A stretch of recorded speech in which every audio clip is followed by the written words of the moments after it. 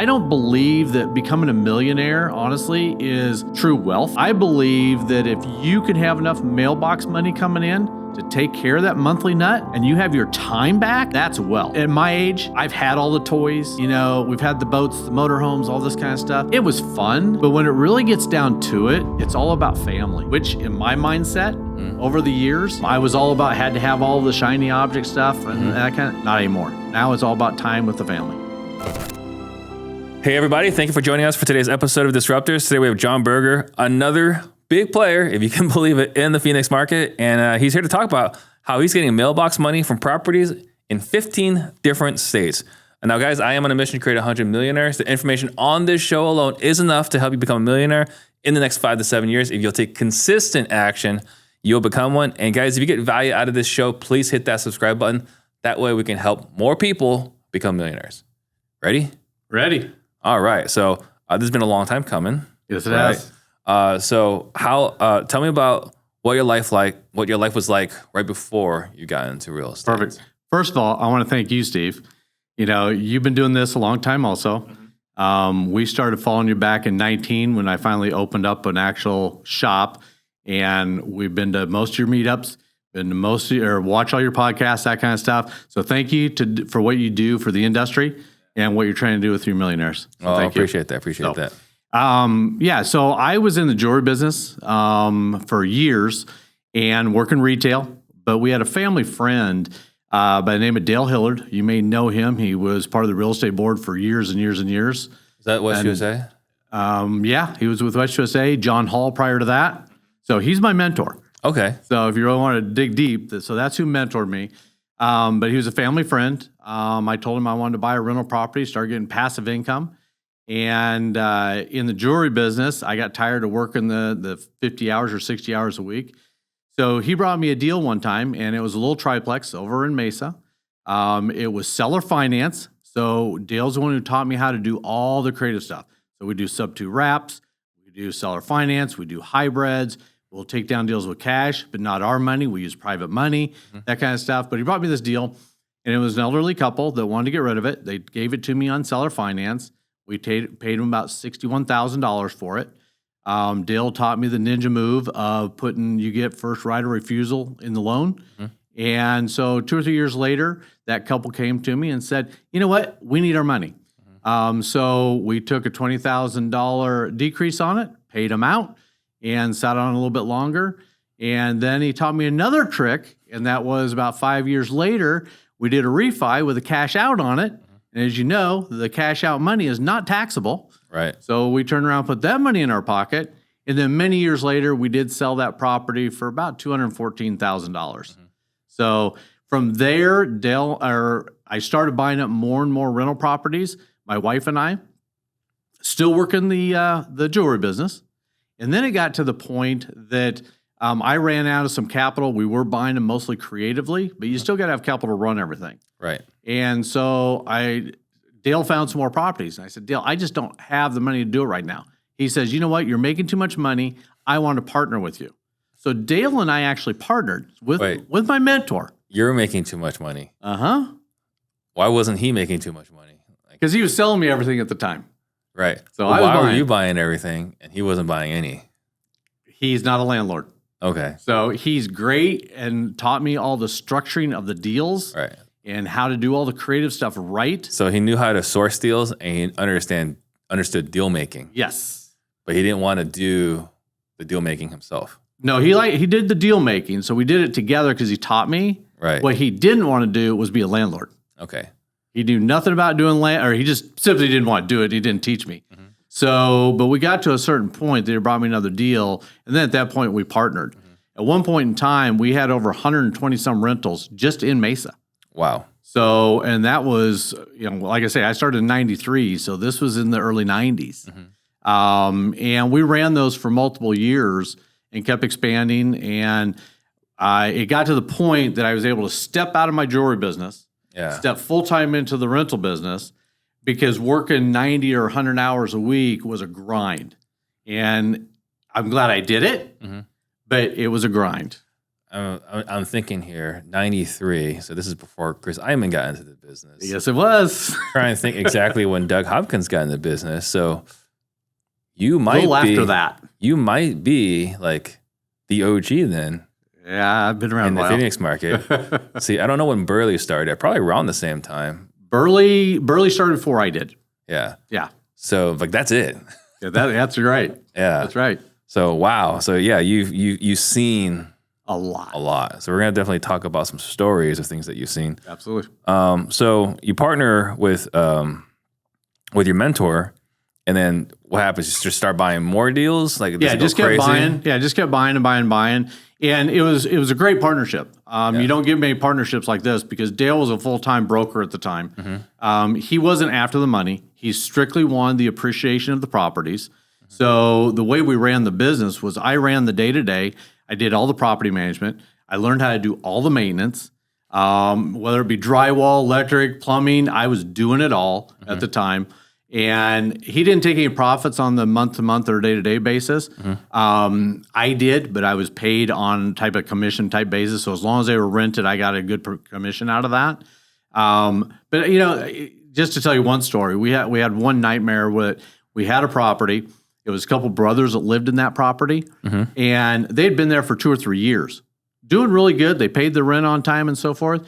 And then they quit paying. So that was in a fourplex. On fourplexes, you had to go to the door to collect the money. They won't send you the money.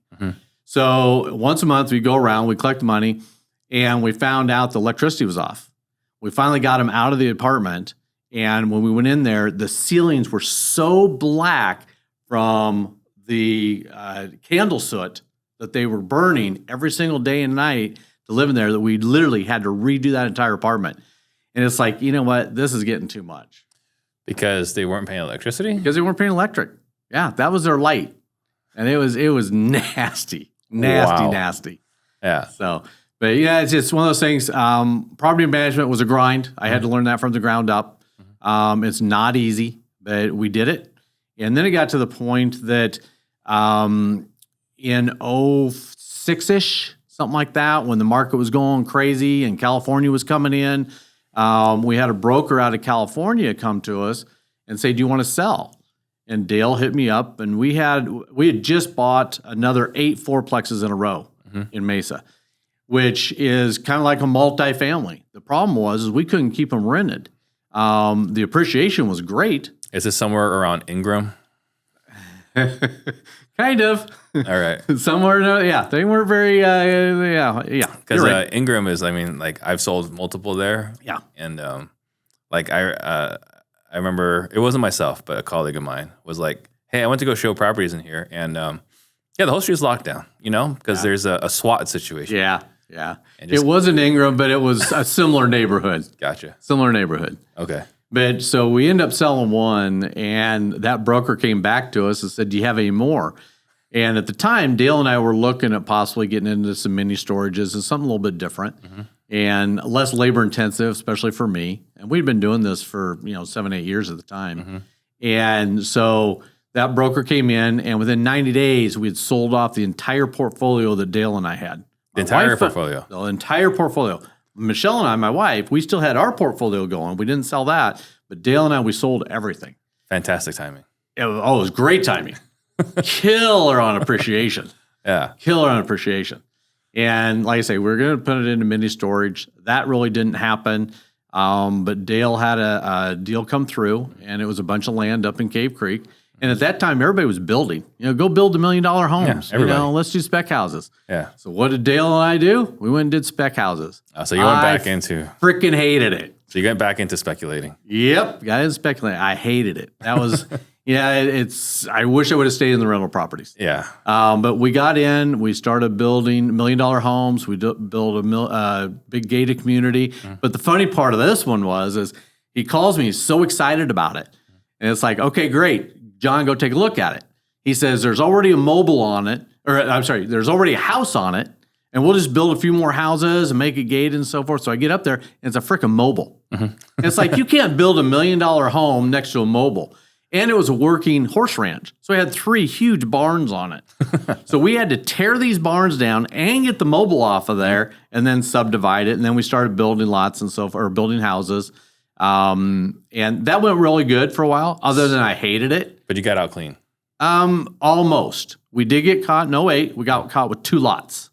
But we short sold those off through some inside stuff. And so we didn't get hurt on it. That's good. So yeah, that was a good thing. Yeah. And then at that point, I fell into assisted living because in Phoenix, you couldn't buy a house and make it cash So hang flow. on. So we'll get to assisted living. up. So you start off, you're buying a bunch of properties. I mean, it sounds like it was kind of like a good experience from the get-go, right? So you're buying this property. It's a good deal. Buy more. And you're just stacking these properties up over time. Oh, yeah. And it wasn't really until you basically got to a point where it seemed like you were at a breaking point where you finally shut down your other business, the jewelry business. I got out of that probably, let's see. I got out of the jewelry business in 99. Okay. So I started in 93. I got out of the jewelry business in 99. And so this whole time you're buying these properties, I mean, are you just taking the cash flow and using that to proceeds to buy the next property? Like you didn't sell any of these. So you're just taking the cash flow or the money that you're making as a jeweler to just keep acquiring assets. Well, because we were buying them mostly creative, there wasn't much money to put into them. Right. So there wasn't a lot of down payments. We did a lot of carrybacks with the sellers, that kind of stuff. And so the cash flow, I was living off the cash flow, basically. Dale didn't take any of it. Yeah. If we needed additional money or we used his credit report at that point in time if we need to go get credit, but very little cash out of pocket to do these things. So it starts off like it's a wonderful story, right? And then you partner up. That sounds like it's also a wonderful story. Great story. Which is not common. Nope. Right? I mean, even in the last couple of months, I've heard multiple breakups. Yeah. Right? And this is the season for breakups. This is the season for divorces, right? But I've heard multiple breakups recently, right? And so like, what were the things that made that a great partnership? Like, how did you guys ensure that was a good partnership? Great question. So Dale put together a buy-sale agreement. Are you familiar with what that is? Not maybe in those words. Okay. So basically, we put the whole deal together of what my duties were and what his duties were, what he was going to teach me, being my mentor, and that was the deal structures and so forth. And so it worked very well. He stayed out of the day-to-day business. I ran the day-to-day. If I had problems, I might call him. But we learned with hard knocks and got through all that. Yeah. But that was all written out in an agreement of what we're going to be doing for each of us. Expectations were crystal clear. Absolutely, they were. A buy-sell agreement is basically if I decide I want out and I go to Dale and say, Dale, I want out of this business, then he gets to decide if he's going to buy me out or if I have to buy him out. And in our contract, it says what the buyout looks like. If we have to go get appraisals for the properties we already own, that kind of stuff, unless we agree upon our prices. So it was all crystal clear. Yeah. And that made it really nice. We agreed upon everything. It was just a great, great, great working You got relationship. divorce on paper before you started. Oh, absolutely. It was all on paper. Yeah. All on paper. One of the terms I like is like, all right, John, I'm going to make you an offer, right? And if I make you an offer, you reserve the right to just like, all right, say I'll just buy you at that price. So I have to be smart with my offer. Yeah. Right? I don't want to hit you too low because if I hit you too low, you're like, you know what, Steve, I'll just buy you out at that price. Exactly. Exactly. Yeah. Did you guys have anything like that? No, well, yes and no. So we had it set up with what the values were of the properties. And if we didn't agree on those prices, then we go out and get an outside appraisal on them, and then that would be the price. We set up what would happen if we didn't have that much cash, what the loan terms would be. We'd have to do a seller carry to one or the other, what the interest rates would be. I mean, it was all laid out. Gotcha. Yeah. Okay. Everything was cut and dry. How much of it do you think was setting expectations? How much was it just being good people? I think it was probably a combination. Of course, Dale being so much older than I was at the time had that expertise behind him. And I'm sure he had already had partnerships that had gone south maybe. And so he knew how to set it up. I didn't. I was a young, dumb kid. I was just following his lead at that time. Right. You know, and that's the way we did it. Okay. So partnership entirely fruitful because you buy a bunch of properties and then you just sold them to a bunch of Californians at peak market prices. At peak. Yep. Right. And then after that, you get into developments, you get out of that unscathed. Then what? So at that point in time, Dale and I separated. Okay. And I fell into assisted living homes. I wanted to build up my portfolio again. Michelle and I still had some of ours, but we'd also sold some of them. So the passive cash flow wasn't coming in like it was before. Well, in Arizona, the price had gone through the roof that nothing cash flowed. And for some reason, assisted livings do. And we fell into that arena. I had enough money. I was able to buy a company. Found out that one house wasn't going to do it. It was a 10-bed house. So we started buying up more houses and more houses. And my wife and I would run the administration side of it. We didn't do the day-to-day business. And we ran that for almost 9 years. Yeah. But it was building up the portfolio again. They cash flowed, but then we also had a business on top of it. Right. So that was a whole nother story. And thank God we had a great general manager, and each of our houses had managers in them. But we had to manage that. But it was a matter of building up that portfolio again. You still have those? No. No. It got to the point that our general manager had to step out with back surgery. All the calls from the managers started coming to my wife. My wife says, "I'm done. We're out." Yeah. And so we sold all that, did a 1031 exchange. So the properties and the business? And the business separately. Okay. But it went to the same owner. Right. But we sold them separately. I did the 1031 exchange on the real estate, and we bought another huge portfolio in Tucson that were all rentals at the time. And I had to deal with a rental, property management company. But I did it in Tucson because I'm one of those hands-on people that if I would have done it in Phoenix, I'd be out there every day doing something. Yeah. At least in Tucson, I had to drive 2 hours to get to it. So that's the reason why we bought in Tucson. Yeah. So it's far enough away. It's far enough away, didn't have to be there every day. Yeah. I think a lot of parents here like send their kids to U of A or NAU for that specific reason. Yeah, exactly. You're close enough. Close enough, but far enough. But far enough. Yep. Yeah. Okay. So I haven't heard a single challenge yet, but you've been doing this for 30-something years. The challenge was the building. I didn't like the development side of it. What did you like about the building? Dealing with contractors, dealing with general contractors, the timeliness. They'd never show up on time. You could never get supplies properly. There was always delays. And the biggest thing was you had a lot of money tied up for a long period of time until you got that thing erected and sold that I didn't like the money turn. Well, and also subject to market. Oh, yeah. Big subject to market. And we, knock on wood, we got lucky with just lots of not homes. Yeah. Okay. So then what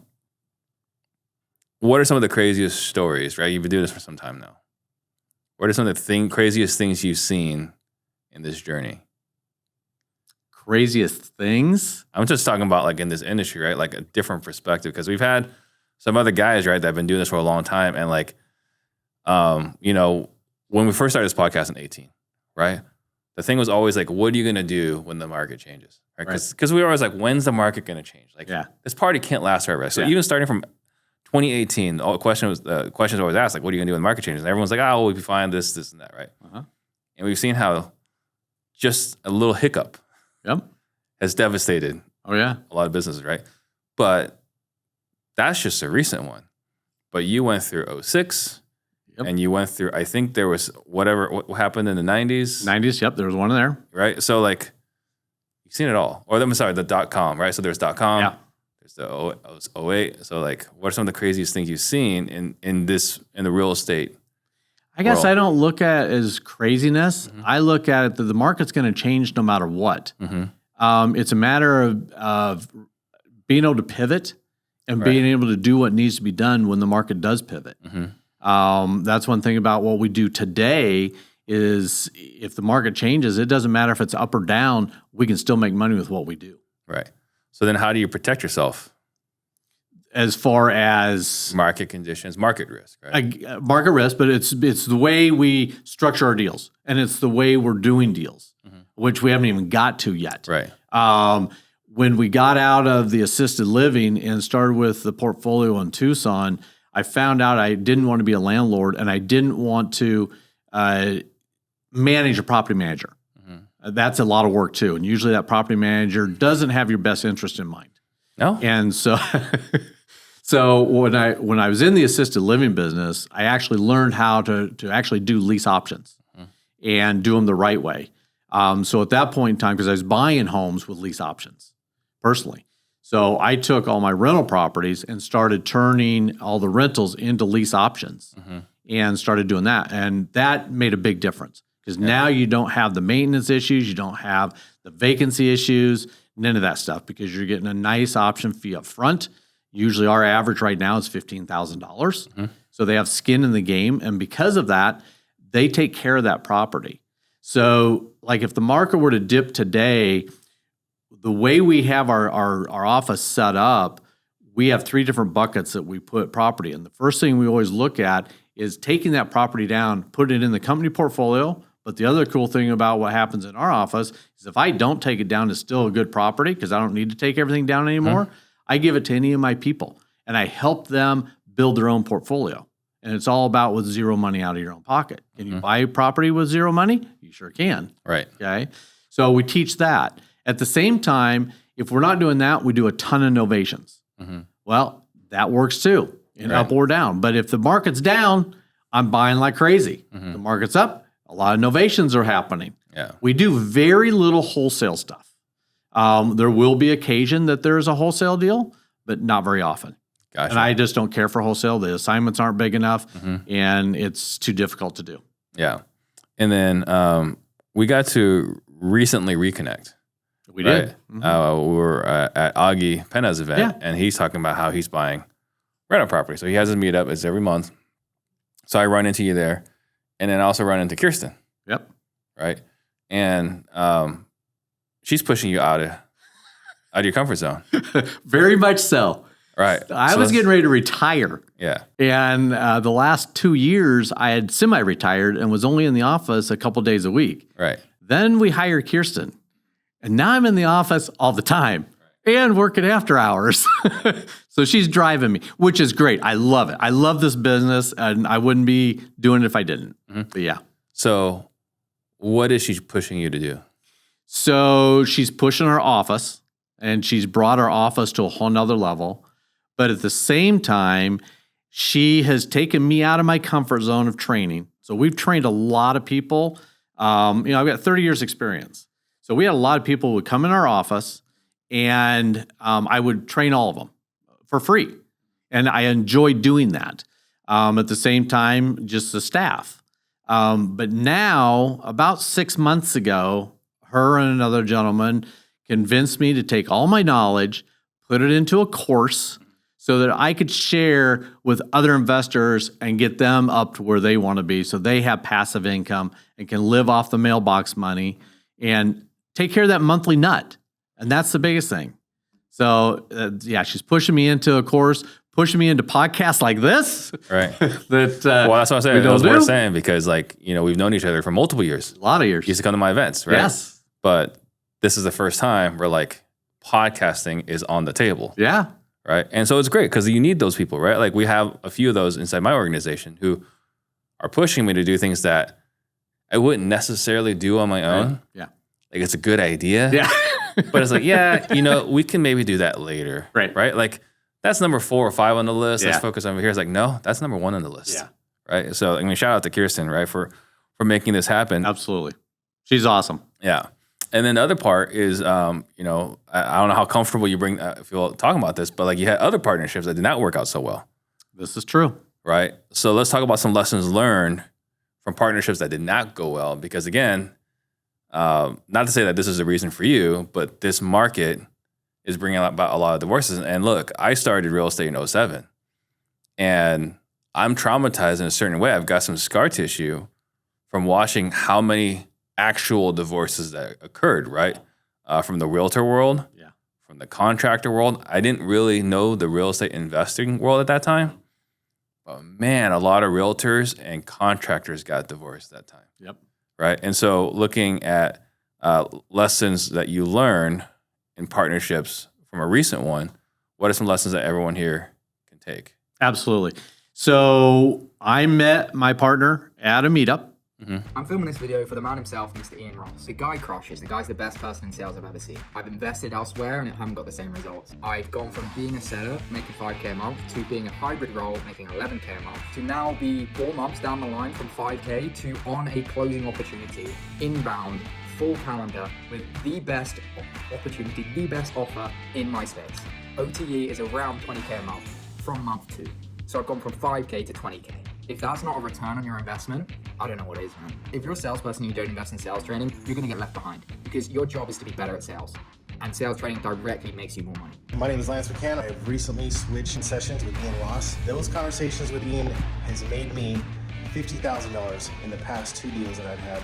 I was able to renegotiate, go back and renegotiate the original purchase price on one deal, and I saved $40,000, and I got another $10,000 off my other deals. Call Ian, give him a chance.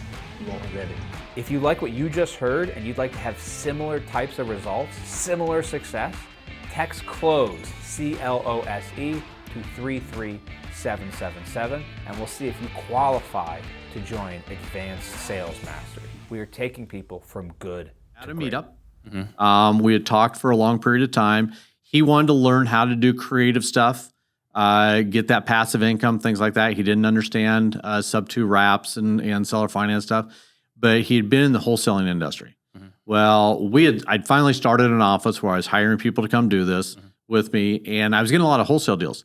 I'm not a wholesaler. I knew nothing about it. I'm a buy and hold guy, landlord scenarios at the time, and he knew it. So as we got to talking, we went, you know what? Why don't you come over? I started this new office. It's just getting going. I've been open like 3 months, 2 or 3 months, something like that, not very long. And he came over and I said, would you be interested in partnering? So it was your idea. It was he was looking for a partner, and he had 2 other offers at the same time. And so it was my idea. I know that some other people in our industry right here in town was mentoring him. So he had good mentorship, and he had done a lot of numbers, some big dollars in a short period of time. Right. And most guys don't do that. Yeah. He was very outgoing, where I'm not. So we complemented each other. So we put together a little contract that we would do a 6-month engagement period. And during that 6 month, we built a pretty good operation going. And so at the end of the 6 months, we went, okay, let's get married. So that was the trial period. That was a trial period. Yep. And then you held up your end, he held up his end. He did. So then we turned around, and everything was going great then. We put the contract together. We did a buy-sale agreement. In fact, I used some of Dale's language in that buy-sale. I had an attorney look it over. And it took off and started really growing at that point in time. My partner, we had it set up that if one of us, were to pass away, what happened? What do our wives get? What do our kids get? So all that was in the contract. Yeah. But there was a time when, to me, he wasn't pulling his weight, and he was relying too much on me. In our agreement, it said that what he needed to do, and he wasn't doing it. But it was a buy-sell agreement, so I had to be very, very careful. Why? What do you need to be careful about? Because if I go to him and say I want out, then at that point it's his decision whether to buy me out or take it over. Right. Well, the whole concept of the business and the whole operation was on me. I had put the whole thing together. I'd brought him in for a wholesaling side of it. He tried to turn our company into a wholesale business, and it really wasn't a wholesale. It was still buy and hold. It took me about a year to convince him at how much money you can make on a buy and hold scenario. And by then, we were already starting doing lease options. So, we were getting $10,000 to $15,000 on an option fee when you're getting the same thing on a wholesale deal. But now I'm getting the monthly cash flow every single month on top of that. Right. Plus all the appreciation, depreciation, principal pay down, all that stuff that's additional. So I finally convinced him that, oh yeah, this does work, because he started seeing what was happening with the properties we were buying. And all this time, Michelle and I, we had our own portfolio. So when I started up with the partner, I actually started a whole new portfolio. Right. And I couldn't touch that, as far as buy and sell. Everything had to go into the new portfolio, which was fine. It got to the point that he wasn't pulling his weight. And at that point, things were going south in the office. He wasn't showing up in the office. Things just weren't very good. And he walked out of a meeting one day, and we were getting ready to talk to an attorney on something. And I walked outside and I says, you need to stay here for this meeting. It's like, no, I don't. I'm not staying. I don't want anything to do with this. Why don't you just take it over? That's all I needed right then and there. The buy-sell? Yep, the buy-sell agreement. And so at that point, perfect. I already knew I wanted all of it because I already structured all of it. He didn't structure any of the buy hold stuff because he was doing all the wholesale stuff. Right. But they gave me the opportunity, and we were able to separate. We had to hire another attorney to actually implement the buy and sell agreement. Right. And we did so. And we parted as friends. And he got what he wanted. I got what I needed. But it's really soured me on partnerships, big time. And I would never do another one. Yeah. And I don't ever advise it after having that one. With Dale, it was great. But after that partnership, not so great. So hypothetically, if you were to do a partnership again, let's say you and me, we have a great podcast, like, hey, we're going to do some business together. Sure. What are some stipulations or things you want to see now to protect yourself? I would say drill down harder on what each of our duties are and what's expected of each other. Yeah. So you can't take advantage of each other and work off the shirt tails of the other person. Right. That's the biggest thing. Yeah. So even clearer expectations. Oh yeah, absolutely. It's almost like, we have, when we bring on a salesperson, it's like, here are the expectations. Yeah. Here are the activities we expect you to do every single day. Yeah. And by the end of the week, we want to see this much talk time, this many conversations. Here's how many people you met with. Yeah. Here's how much revenue you brought to the company. Would you say you would go to that much detail? Probably not quite that much detail, but I come close. Yeah. I come close. Right. Because that's what really made the friction between me and that partner was he thought he was pulling his weight and he really wasn't. Yeah. And, sometimes you get in your own head and you get tunnel vision. It's like, okay, well, maybe he really is.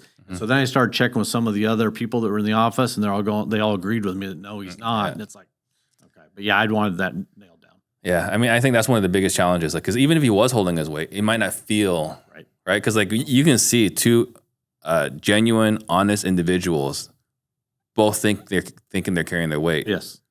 But the appearance may not Right. show up that way because they have different responsibilities. Yes.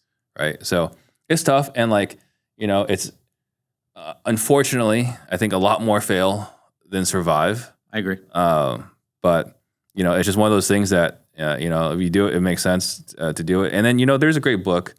Jake McKinney shared this with me. I have it written down somewhere, but there's a great book on like, if you're ever going to do a partnership, like do all these exercises, right? Makes sense. Right. And it's not just the engagement component, but like, it's like, here are all the things to make sure are all in alignment. Cause like for myself, I can speak of is like just the vision can change.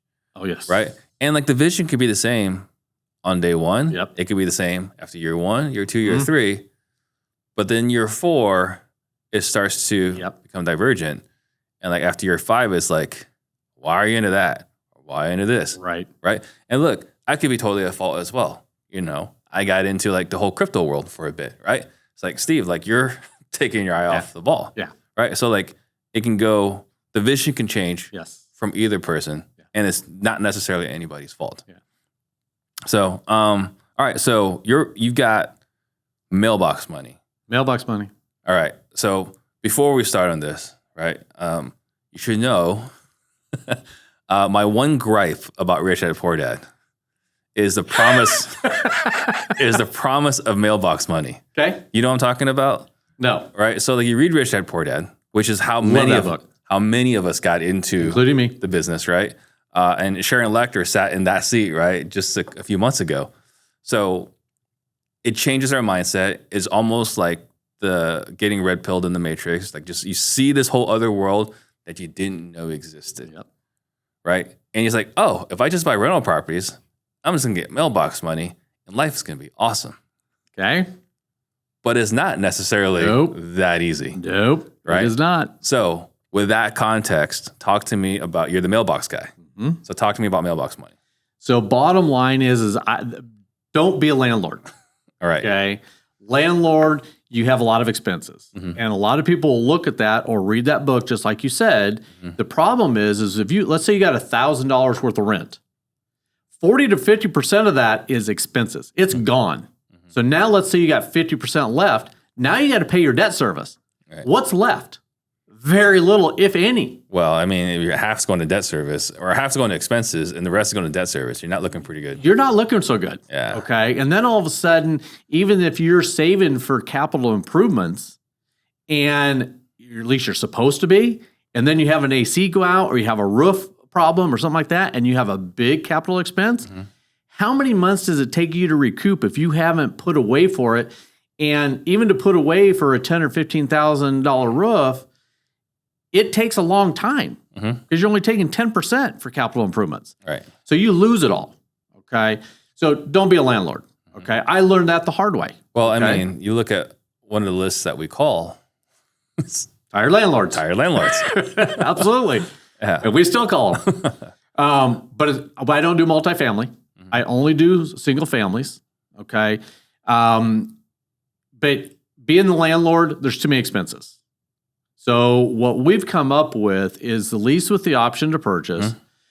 We help people get into houses that maybe can't get a mortgage today for whatever reason. Okay.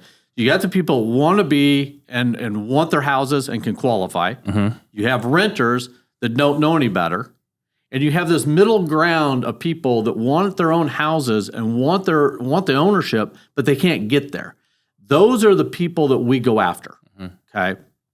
Our whole idea behind it is they are a tenant buyer. They are a kind of a pre-owner status of the house. So now the way we set everything up, we typically do a 5-year lease. And at the end of that lease, we let them do the option. Okay.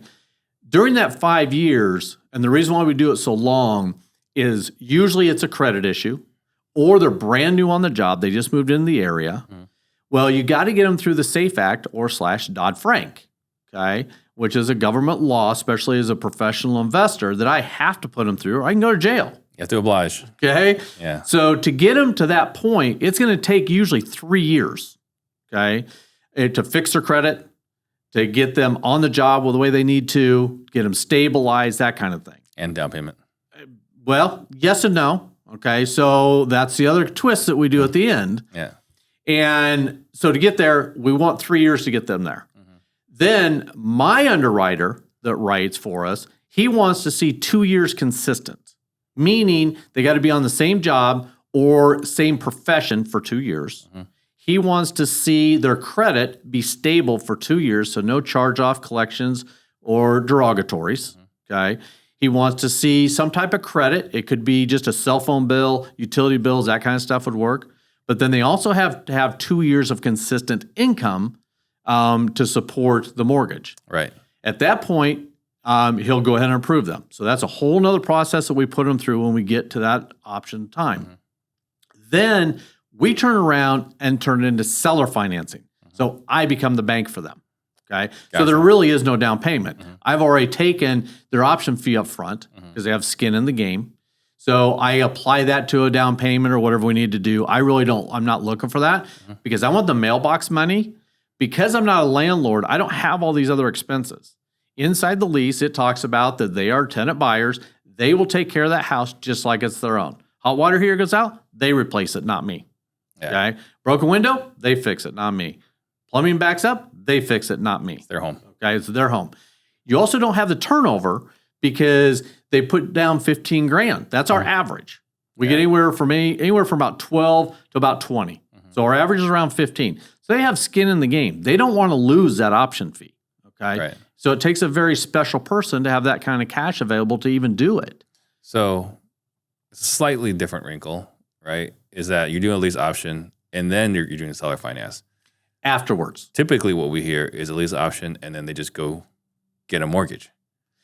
They can do that. They don't have to do it with They me. don't have to do that, but I'm No. saying like what I typically hear is a lease option and then you have the option to, or not the option, then at that point you would just go buy with, or you get Fannie Mae. Exactly. You FHA exercise the loan. option. You go get a broker. You go get a traditional Right. mortgage. But you want even more mailbox money. I want more mailbox money. So I turn it into seller financing. They don't have all the garbage fees that a bank will charge. They don't have the origination fees the banks charge. You know, there's discount points sometimes you'll pay. So they don't have any of that. They will have some other closing costs, Right. which will be the title work. any prepaids on insurance, prepaids on taxes, stuff like that. But that's the only additional that they have. We try to keep the payment the same as their rent payment or lease payment was. So we try to continue on. So it's about normal for them. And they've taken this house over the last 5 years and made it their own. Right. So one thing I don't do is I don't do rehabs. I'll go in and do the safety stuff, whether it's a GFCI or smoke detector, stuff like that. But if it needs paint, carpeting like that, I don't do it. It has the houses I buy have to be basically rent ready or move in ready for a renter. So you're not like Zach Hughes, where you're doing a complete remodel. You know what I'm talking about, though. I know. Yep, know Zach very well. I mean, he just does a complete remodel, so he doesn't have to touch anything again for like 20 years. Yep.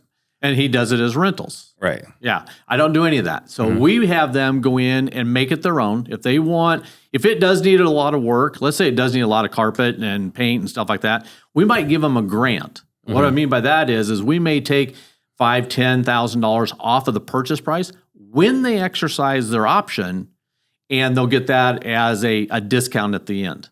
So then they're making it their own. It's not money out of my pocket to do it. And the idea is I had one property that we went in, we painted it, we put carpet down, we did it as a lease option. This tenant came in, the tenant buyer, and didn't like the colors I had.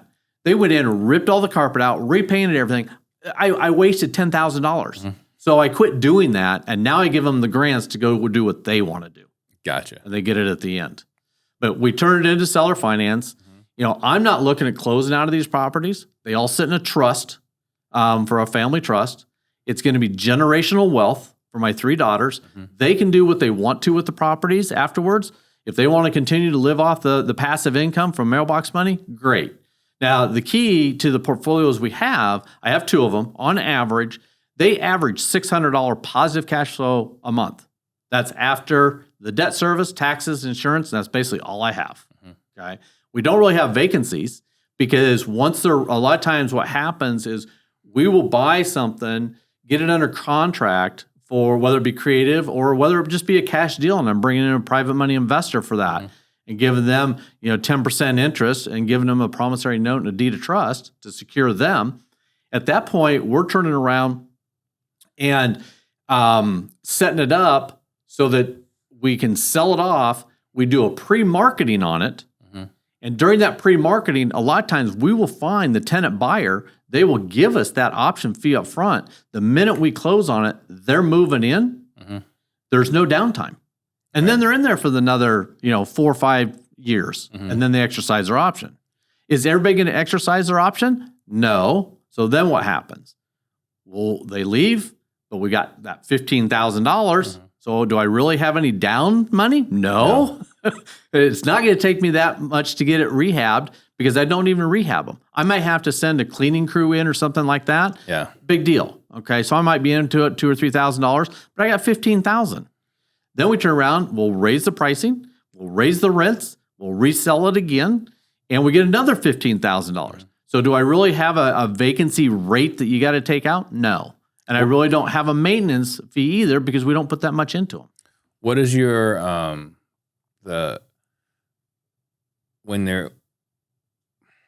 lost my train of thought there. So you have what you're talking about here for them to be able to buy the property later on. When is the strike price set for the purchase price? When is it set? And then, I guess when is it set and what do you set it for? Sure.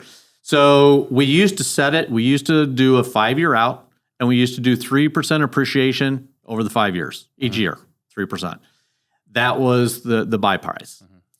Then, of course, COVID hit and everything else, and appreciation went through the roof in Arizona. We lost a lot of money that's left it on the table because of the appreciation. And then Sean Terry came up with the idea, we're going to take this and or appraised value, whichever is higher on the options. So we started changing all of our paperwork because of Sean. And now it's this set price as a minimum and or appraised value, whichever is higher. So far, we've never had to go get an appraisal. We settle on a price, and we just take care of it for them. Got it. So simple. Yeah, right. Exactly. A complicated problem or an expensive problem. Could be, yeah. With a simple fix. Yeah. Yeah, we had one house here in Santan Valley that I've owned since 19, and it was on a lease option scenario. And these people during COVID, and because of what happened with appreciation in Arizona, I would have lost about $250,000 if they would have exercised their option. But they didn't. They didn't. They ended up moving out. Why? Doesn't matter. It's one of those things you don't ask questions. It's their deal. Yeah. They had a life event and couldn't do it anymore, and they moved out. Gotcha. Now, what you're saying, it sounds pretty easy, the way you're explaining it. So what are the challenges in doing what you're talking about? Proper paperwork. Okay, what does that mean? Having a damn good attorney that knows what they're talking about to give you the proper paperwork so that you're covering your butt. And that's going to be whether you're doing the creative stuff or if you're doing the lease option, the seller finance stuff. Making sure you get the right paperwork in place. What happens if you have the wrong paperwork? I haven't had to run into that yet, so I don't want to. Have you heard any nightmare stories? I've heard nightmare stories, and usually it's all about the paperwork. What are some of those nightmares? Because for everyone here, right? Like, don't just download No, the PDF. do not. Right? No, do not. So one thing that's happened is we use a guy right here in town. Okay, Sean St. Clair. Okay, he writes most of our paperwork. At the same time, he will give me documentation that will typically work around the country. But then he says, well, go check with this attorney, check with this attorney, check with this attorney. So we go around, we check with these attorneys to double check if Sean's paperwork is going to work or not, or do we need additional stuff in that for that state or county even. Yeah. Now we just ran into a situation in Saginaw, Michigan. I don't mind Michigan, but Saginaw, you do not want to own in Saginaw. And I did know that. Bad due diligence, bad story. What's wrong with Saginaw? So we bought it. Actually own 2 houses there right now. Well, one, we sold one. We had a tenant that found out that the city of Saginaw has got it out for landlords. It is not landlord friendly. And we didn't know that. And so she started pushing the issue, and she had the house inspected. And they want you to, if it has a screen outside and it has a little rip in it, you have to replace that screen for the city. It's like, no, according to our lease, our tenant buyer does because they probably damaged it. Saginaw says, nope, you're the owner, you have to do it. And it's like, okay, these are the areas we don't want to play in. Just like you don't want to play in California or Washington, we get out of there. So we sold that house. The other one's on the market. We should have an offer next week and it'll be gone. Yeah, and Sean St. Clair is a good guy. I met him, I want to say, before, he's this famous person now, right? Yeah. Met him. I was just a broker, right? He was just a lawyer. Yeah. But we were speaking on a panel. It was funny. Like, I want to say it was like a women's real estate thing, but like 2 other people on the panel were guys. That's where I met him. And like, yeah, super, super smart guy. Yes, he is. So that's not to sound insensitive, right? More of a minor nightmare situation. What are some really bad situations if your paperwork's not good? Yeah, I've never run into them. Right. But you must have heard other people run into them. Well, so I've heard people when they're doing the sub 2 stuff wrong about getting the due on sale clause pulled on them, and they're going to have to refinance or do something. There's other ways around that. I mean, you turn it into a contract for deed. You can go back and do a lease with an option. But if you don't have all those proper disclosures to your seller and letting them know that if the due on sale does happen, then you need to help us work through this. Whether we can work through it with your mortgage company or not, that's a different story. If not, then as a owner, where I stand, I need to be able to be financially able to go in and take out that mortgage if I have to. So I have heard things like that, but very few. And usually it's because people don't know what they're doing with the sub 2s, and they'll cancel insurance, and so it gets called. The seller calls the mortgage company for some stupid reason and gets it called. I mean, it's always stupid stuff. So what are you doing to prevent that from happening? Most of it, so our insurance, we actually use a master policy instead of individuals. We used to use 2 separate policies, left the people that the sellers on the actual policies. Now we don't. We pull them off and put them on the master policy, that kind of stuff. Obviously, we get all the mailings and so forth. We get the online access so that we can monitor everything. And we make sure if there's any issues, we're basically the management company of it. Yeah. Sometimes we'll take the deed. Sometimes we don't take the deed. So Obstacle I hear from newer wholesalers is finding buyers for their deals. Because unless you've built a massive buyers list or have a huge dispo team, you might struggle to move your deals. So when we started working with InvestorLive, we've been able to reach new buyers and sell deals faster at higher prices. We can see buyers in our area, their contact information, and with the new AI capabilities, connect with the buyers most interested in our deals based on the algorithms. We can also see who's clicked on our deals, how many pictures they clicked on, and how long they spent looking at it, and finally, what actions they took after engaging with our deals. We are now connected with thousands of buyers in our markets, and we now know exactly where we are with each deal and what next steps to take. If this sounds like something that would resolve or help your dispo process, I highly encourage you, go to the website, put in Disruptors for 10% off, so you can focus on locking up deals and less time worried, stressed, and frustrated about finding buyers. Gotcha. And then, yeah, you were mentioning that you're. Dang it! There was something else I was going to ask there. So another thing that I've seen, I would argue a less positive side of our industry is you see these guys from time to time like, oh, we're going to do these lease options, and if they don't pay it, it's no big deal. We're just going to take their money. But there's almost like a predatory element. Yeah, I don't to play it. that game. But you want to like enlighten to people like what we're talking about here and like the downside. Well, let me back up just a second here too, because even on sub 2 type stuff, a lot of stuff that in the industry right now is we're just going to do a sub 2, but where's the protection for the seller? Right. Okay. I do it the old school way, the way Dale taught me. And that's truly to do a wrap. Okay. They weren't called sub 2s then. It was just going to do a wrap around the mortgage. You know, and so the seller gets a deed of trust and a promissory note from me. So if I quit making that payment, she can come foreclose on me. Right. Okay. And that's the biggest thing there. And our promissory notes are pretty steep. If I don't make a payment within 45 days, they get the deed. Okay. And I'm going to give them back the deed and then they can do whatever they want to. So I'm not going to put them in a situation that they have to foreclose. But that's me. Okay. Right. On a lease option type basis, what's happened, what I've heard happen is people are getting these option fees and then the people don't perform or can't exercise that option and they're kicking them out and keeping the fees. Right. I don't do that. In our contracts, it has written right in there that if you have a life event and you cannot exercise that option, I will roll that lease for another year and another year and another year until you can exercise that option and we'll help you get there.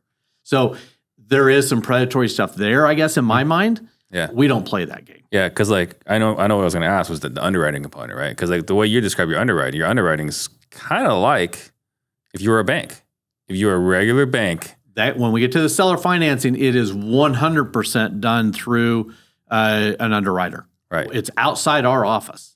But some of the predatory stuff is like they'll take the deposit from someone that they know in 2 years this person doesn't have a chance. Right. We don't get their life in order. Yeah. Right. And that's why we roll it from year after year after year. And that's the other reason why we do 5 years. Some states don't want you doing 5 years. They'll let you do 3 years. So, okay, we'll do 3 years. But at the same token, we will roll it. We're not going to kick them out just because they can't exercise their option. I know there's some other competitors out there that at the end of the option, if you can't exercise it, see ya. We don't play that game. Yeah. Well, I mean, like the higher purpose, right, of doing all this, like if you're doing it right, you're doing pretty well. And now you can bless others. Absolutely. If you're doing it right. Absolutely. Yeah. I want to see them get into that house. That's what they really want. And that's supposedly the American dream. It is American. You know, it's like, and a lot of people can't have that. And if I can help them do that, that's very gratifying. Very gratifying. And so we talked about what you're doing with these properties, right? And then how you, parts of like how you're getting the passive income. How are you buying these properties? Like where are these properties coming from? We do a lot of pay-per-click. A lot of pay-per-click. I've got 5 acquisitions right now that they're just taking calls day in and day out. But it's all coming in from pay-per-click. We've tried text messaging, ringless voicemail, emails. We've tried several different virtual assistant, cold callers. Pay-per-click is the only way to go. All right. So you're just doing Google PPC. Yep. And how many different markets? We are in 3 full states and 20 cities. So most of it's East Coast and Midwest. What states, if you don't mind me asking? So our biggest states are Ohio, Indiana, Georgia. Those are the biggest ones we own in. We do own in New Mexico, Kentucky, Tennessee, Alabama, Pennsylvania. I can't even name all of them. There's 15, but we try to stay in those areas. And the areas that give us the better cash flow, that's where we're actually marketing to. Right. Because you're buying to buy. Buying to buy. Yeah, so our marketing goes out the way. Now, we do have 2 different campaigns. One campaign is strictly for buy and hold stuff because it's not going to be the $300,000, $400,000, $500,000 homes. They don't cash flow, no matter what market you're in. Right. But so that is, so one is strictly for buy and hold. The other campaign, we do go after a little bit better house for the assignments when we do innovations. Right. But both produce both either way. So it's perfectly fine. But we have a calculator that we use that we put together that when our acquisitions are on the telephone, they are literally running formulas to find out if it fits in this bucket, which is going to be your creative, which is going to be your sub 2, your seller finance, your hybrids, whatever that might be, or even a cash offer. Does it cash flow? If it cash flows, we want that property as long as it goes through inspections. If it doesn't fit in this bucket while they're on the telephone, they're going to move straight to novation. And I would say it's going to be one or the other because we only do about maybe 10% wholesale. So everything is up in these other 2 buckets, one or the other. Okay. So I thought you might have been might be getting deals from realtors or wholesalers, but you're just sourcing your deals yourself. Most of them are. Yeah. A good friend of ours, Vic, calls me today, has a deal right here in Mesa. Yeah. And I told him, yep, I'm a buyer. It works for my formulas, and he's shopping around a little bit and supposed to call me this afternoon. So I do get it from other wholesalers. We get a little bit from other realtors. If they understand, a lot of realtors don't understand what we do. I wish they did, because we'll pay realtors commissions all day long. Yeah. If they get a deal that doesn't have any equity in it, it doesn't pencil. The seller can't pay the commissions and so forth. If I can get it to pencil and make a cash flow and still pay your commissions, we'll do it all day long. So how are you paying your acquisition guys if you're buying to keep? We pay them a flat fee. So most of our guys are earning, I'll say, I don't care, it's 10% is what they make on a net deal through the house, whether it's an assignment. So because we have a $15,000 option fee, they get 10% of that. So they get a flat $1,500 for every deal. So and we can close pretty damn quick. Well, it's a little easier when you're the buyer. I'm the buyer. Yeah. As long as we get through inspections and we get title, I'll close. So Indiana, which makes sense. Ohio makes sense. Georgia, I'm kind of surprised by, because I look at Georgia, or at least Atlanta, a lot like Phoenix. Like we're out of Atlanta. There's not much in Atlanta. No, it doesn't cash flow. Yeah. You got to be on the outskirts. Gotcha. Yeah, it doesn't work. So we're in smaller cities and stuff like that. Yeah, I don't own anything in Atlanta. All right. So you got PPC, you got the acquisition guys.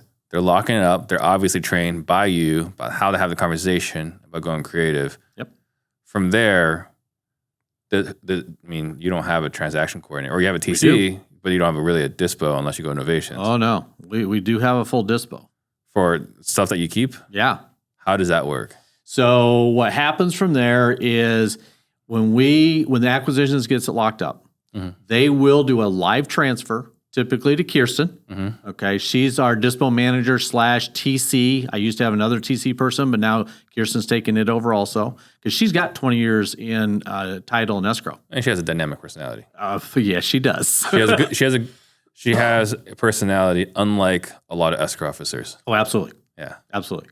So she does a live transfer, and we'll let the seller know what's going to happen, step 1, 2, 3, all the way through to close. In the meantime, we have another dispo person that will take that property, and she puts it up as pre-advertising. So we're trying to find that tenant buyer before we ever get it closed. Okay, and I kind of alluded on that earlier. So she's working deals. She's working with the clients that are calling in, pre-qualifying them.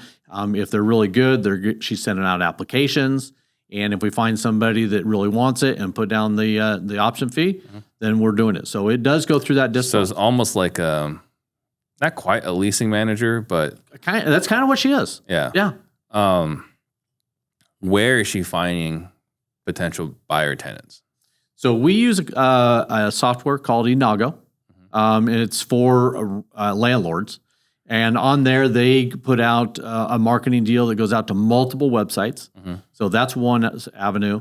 The other is through Zillow, but we post directly to Zillow instead of going through Inago. And then we put out a lot of Facebook. So like in this market, Facebook doesn't work in Phoenix, but Zillow does. But then you go to Tucson, and Facebook is great down there, but Zillow sucks. So you got to find what's happy in that market. Right. So, but we'll do a test market on it, and we'll put it up for 3, 4, 5 days, see how many hits we get. If we don't get any hits, it's probably not a property we want, okay? Because we are in so many different markets, so many different cities, that we don't know every single market. There's some criteria we do look at. Yeah. I want a city that's a minimum of 20,000 in population. It's got to be staying steady or growing, okay? And typically we would look for a Walmart. Walmarts are there for a reason. Yeah. You know? So if we're in those cities, then we're pretty safe, and I haven't had any problem with those criteria. Got it. Do you find yourself buying more in the outskirts, or do you find yourself buying? I mean, obviously we talked about Georgia, but like Indiana and Ohio, do you find yourself buying more in the outskirts, or are you buying in the metro as well? It seems to be the outskirts. Gotcha. Yeah. Because that's where there's less demand, and you get to pick your price. Yep. And then and so on. So how does a leasing manager get compensated? Is it much like a dispo manager? Similar, yeah. She's paid on a flat fee for everyone that she rents out. Gotcha. That's what it comes down to. Yep. Okay. So now we got all those pieces in place. Now it's not quite property management, but someone needs to talk to the tenant buyer. Yep.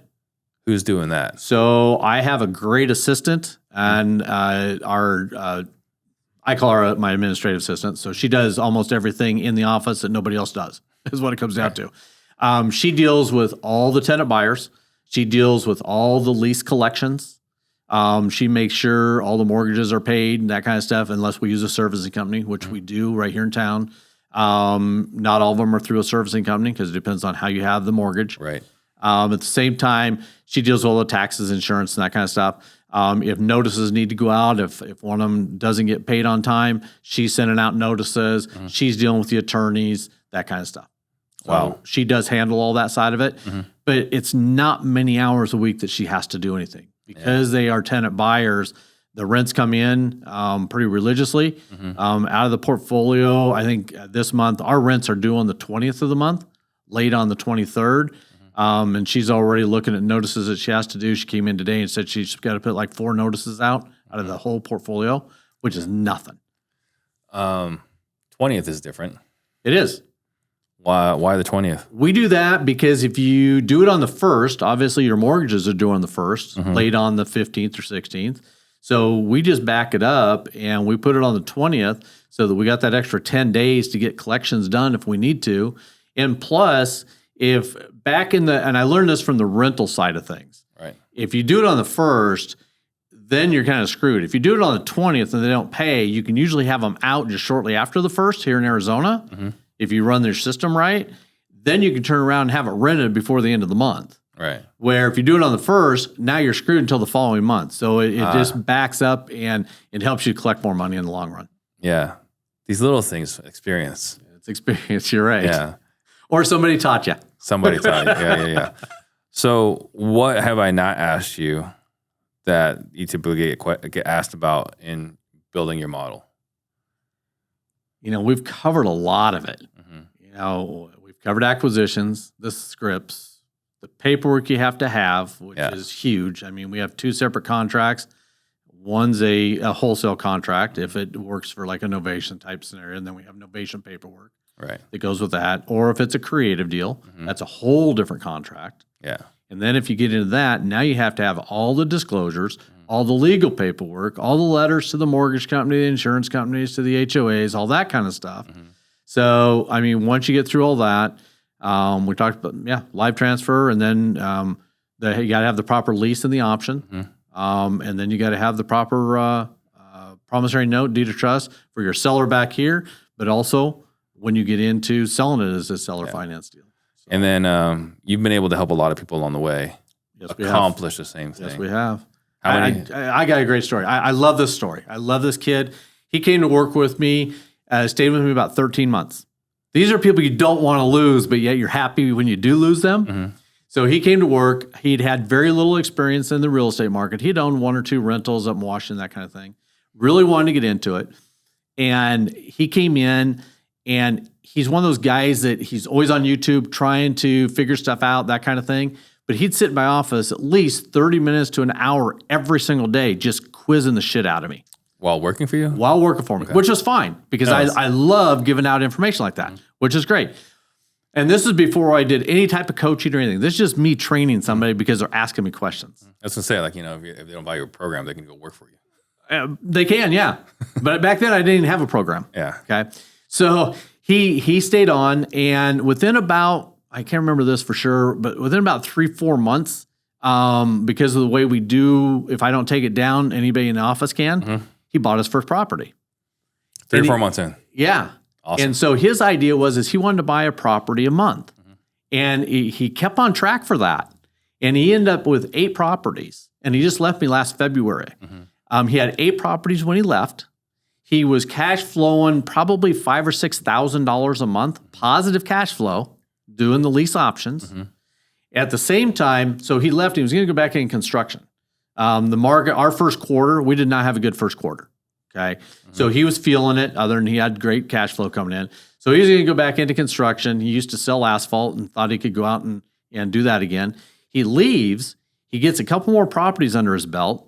And I just got an email from him this week or through social media. He closed on his 13th property. Nice. Okay.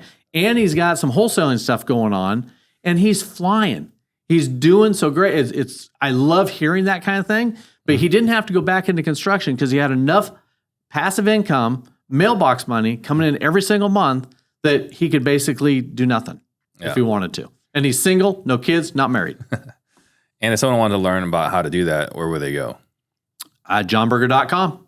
It's pretty simple. Pretty simple. Yep. I'm all over social media. We have a website up and so forth.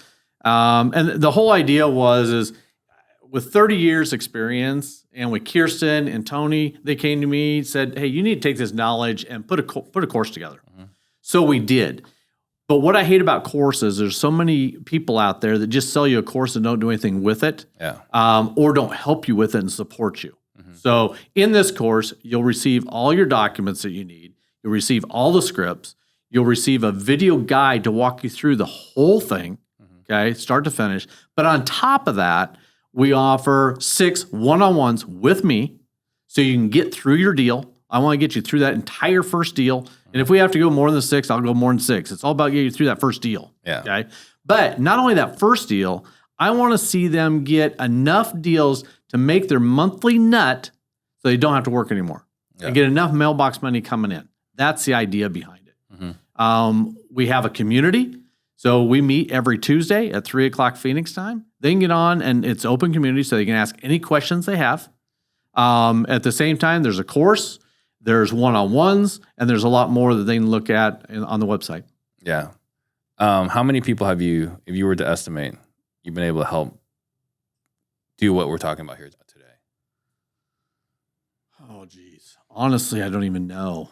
There's been a ton because there's been a lot through our office that have worked for me and done this. We just had a 23-year-old kid that's an acquisitionist right now. Just bought his first property about 3 months ago. Zero money out of his pocket. You know, and he's ecstatic. I have another gentleman that his mom and dad are one of my private money investors. And he wanted to start doing it. And I helped him buy his first property in Georgia. I don't know. I really haven't even kept track. It's fun doing it.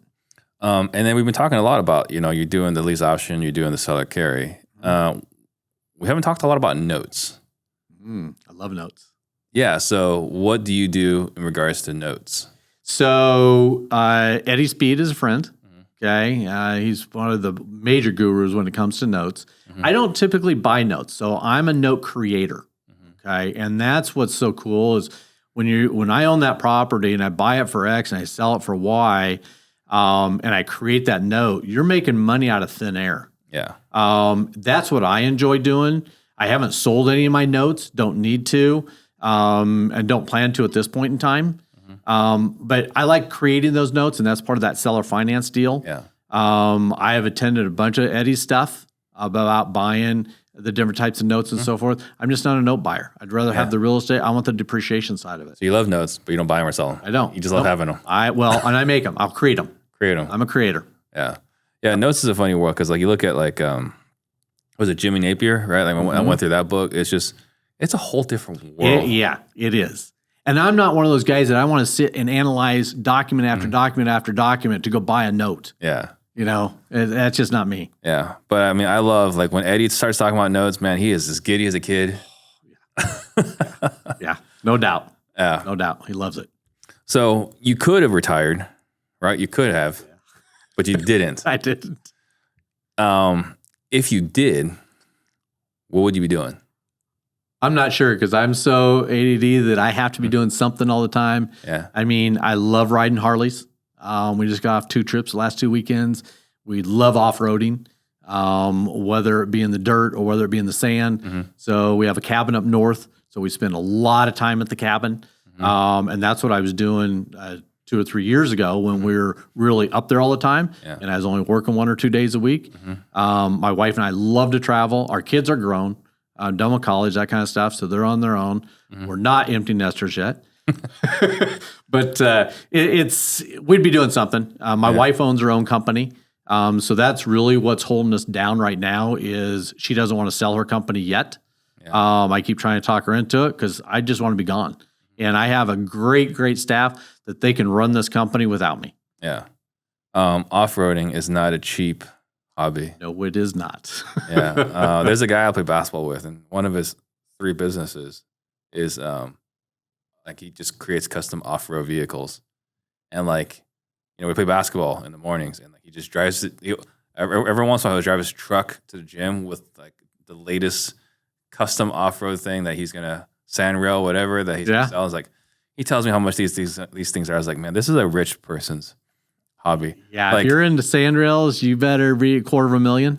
Yeah, like because like golf is expensive. Yes. Right. There's all sorts. I mean, snowboarding. There's all sorts of expensive hobbies. Yeah. But when you get into like sand rails and whatever, it's like this is. Yeah, it's like, insane. Like you thought you were successful, and then you see what these people are dropping money on. It's a whole different world. That's a different world because if you get the sand rail, now you got to have the $500,000 coach, and then you got to have the enclosed trailer to tow it in. Yeah. So I mean, when you go to the dunes and you see some of these rigs sitting down there, they got to be $500,000 to $1 million when they pull the stuff out of their trailers. Yeah. Yeah, it gets expensive. Yeah.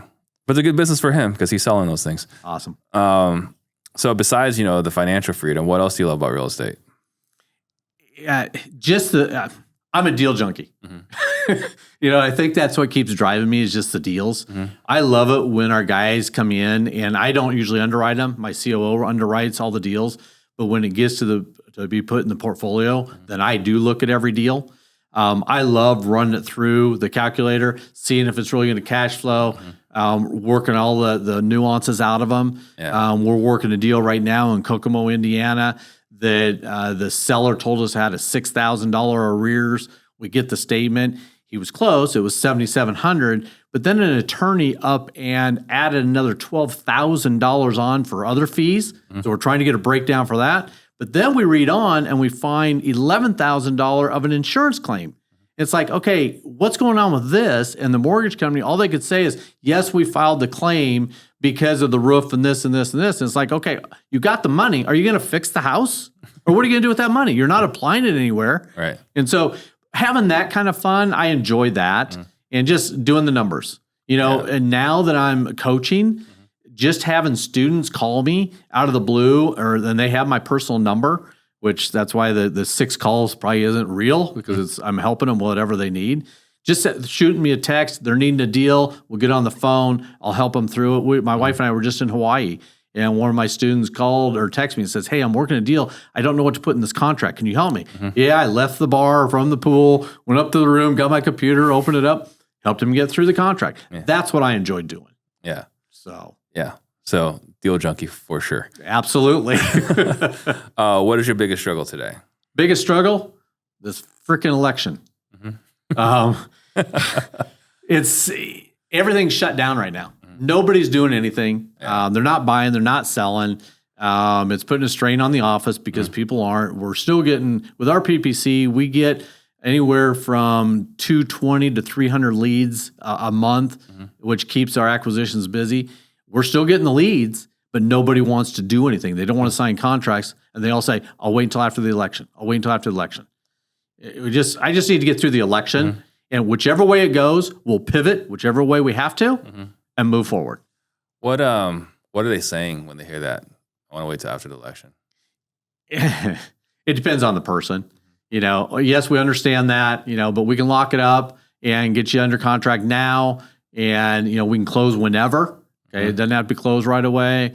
Sometimes they're just putting them on a follow-up right after the election, since we're close enough now that it's, okay, I'll follow up with you on the 6th or 7th, something like that. So we do our sales training, obviously, right? Yeah. And then we have the objection handling calls. And so what we've been pressing on is if someone says, I want to wait until after the election, it's like, oh, that's interesting. What's going on that you want to wait until after the election? And want to figure out which side of the spectrum they're on, right? Are they left or are they right? And then if they're right, we're like, well, what's going to happen if Kamala wins? And we want to talk about how awful that's going to be, right? But if they're leaning left, like, what are you going to do when Trump wins, right? But either way, we're going to push the negative, right? Because fear sells, pain sells. Sure. Right? And then we're going to bring it out as right now it's looking like a coin flip. It does. Are you telling me you're okay with gambling with your house? And then having them kind of come to the terms oh yeah, it is gambling. I don't want to take the chance that there's other awful things going to happen. Right. So that's what we're doing right now. Okay, so when can I have you come train my guys? Maybe Friday. Right? There you go. But you see, right? We're gonna talk about what about the election you're concerned about, right? Isolate the objection, and then really push that button. No, I will take that back to the guys. That's awesome. Yeah, that's awesome. Okay, so then so the election is your biggest struggle. So the good news is that's only 2 weeks. Yes, 13 days as of today's recording. I think by the time we release, we'll be the 2 days before the election. Okay. Right. So right now, what are you doing to stay motivated? You spent countless weeks going back and forth with a homeowner only to lose a deal because the seller changed their mind, another wholesaler made an unreasonable offer, or what the seller needs from the sale, you just can't pay. Now imagine you've got the ultimate control on a property that you just locked up, meaning you're on title and every decision has to go through you, eliminating virtually every external threat. That's why the installment method was created. Through installment payments, you have full control of the property as your name is now on the title. Any decision the seller wants to make now has to be approved by you. No longer can they pull out equity, go with another buyer, or change their mind. Imagine combining the best of creative finance with the flexibility of marketing the property on the MLS to collect the most amount of revenue possible, all while having total control of the property. This is just the tip of the iceberg. The concept here is simple, but implementing is challenging. So visit wholesale2024.com to learn more so that you'll never have another deal blow up. And to stay motivated. You know what? We still have a bunch of deals coming through. And it's honestly, it's really strange because even though this month our contract numbers are down, this will be one of the biggest months as far as income wise that we've ever had. Really? Which is crazy. So it's a night and day type scenario. We ran right up to this point and it kind of stopped, but because everything flows over on your closings, right, this will be one of the biggest income months we've ever had. What would you attribute that to? I have no clue. In real estate, how do you predict it? I have no clue. You don't predict it. No, I have no clue. Every indication in COVID was that this is going to be bad. Yeah, I had the best year. Bad. We bought more houses in 23 than I did in 21 and 22 combined. Yeah. Well, you're probably one of the few people still taking properties down. Right? A lot of other people they elected to take those couple years off. How are you measuring success? Honestly, by how many people I help. That's more gratifying to me than anything. Money is not the issue anymore for me. Like I say, I can retire, do whatever I want to. Watching somebody grow and start building their portfolio, start getting their mailbox money in, that's how I measure success. And that's how I measure my success. How many people can I go out and help? And that's why I did this course. How many people can I help get to where we are today? Yeah. Are you measuring that anywhere? Kirsten is. So, and my videographer is, okay. They watch it every day for me. The other thing is I don't believe that becoming a millionaire, honestly, is true wealth. No. I believe that if you can have enough mailbox money coming in to take care of that monthly nut and you have your time back, that's wealth. Yeah, well, I mean, that was the freedom number, right? From Kiyosaki. Absolutely. That's the freedom number. And for sure, I think the freedom number is more important. But people don't aspire for the freedom number. No, they want the money. They aspire for But, the money. at my age, I've had all the toys. We've had the boats, the motorhomes, all this kind of stuff. It was fun.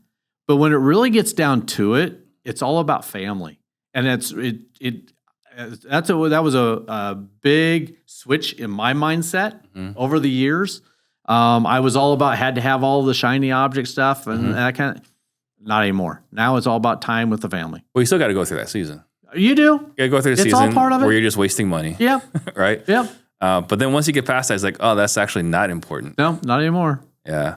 So I'm in a coaching program myself, and my coach is younger than me, right? It's kind of like weird, but he's got some young guys in there who are doing really well, right? They're 22, and they're just making 6 figures a month. Nice, yeah. Right? And he's saying like, hey, you're gonna go through this thing, or you're just gonna blow money. Yep. A, don't blow all of it, but B, it's okay. Yeah. Right? Because he went through it. Yeah. We've all gone through it. We all do. In some degree or Yep, another. we all do. What is your superpower? Superpower, I would say that's going to be being the deal engineer, the deal junkie, putting the deals together, finding out how much cash flow I can get out of every single deal and making them work. Yeah. That's what I love to do. You're like Zach Galifianakis in that scene in 21. Yeah. You got all these equations going on. But that is when you're in your zone. Yeah. Oh, yeah, absolutely. Yeah. I love it. I mean, for me, I love it too, right? That and just do A, B, and C, and then this is done. Yeah. Right? Like, hey, we have this problem. We don't know what to do. It's like, oh, just do this, this, and this. Right. And it's done. Yep. Solving the issue. Yeah. Solving the pain points of the sellers. If I can help those sellers, that's great. What is your biggest regret? Biggest regret, selling property too soon. Yeah. And it's selling it, period. Also, not staying in my lane. Okay. And I told you, I mean, we had all the rentals, then we went to the developing, and then we went to the assisted living, then back into the rentals. So at least find a place that works and stay in your lane. I wish I would have stayed in my lane starting in 93. I'd be so much further ahead than I am today. Okay. Not that I'm doing bad, Right. but just stay in your lane would be a lot better. I posted something yesterday, right, about how I stopped buying houses. It's I one saw of that. the best decisions I made.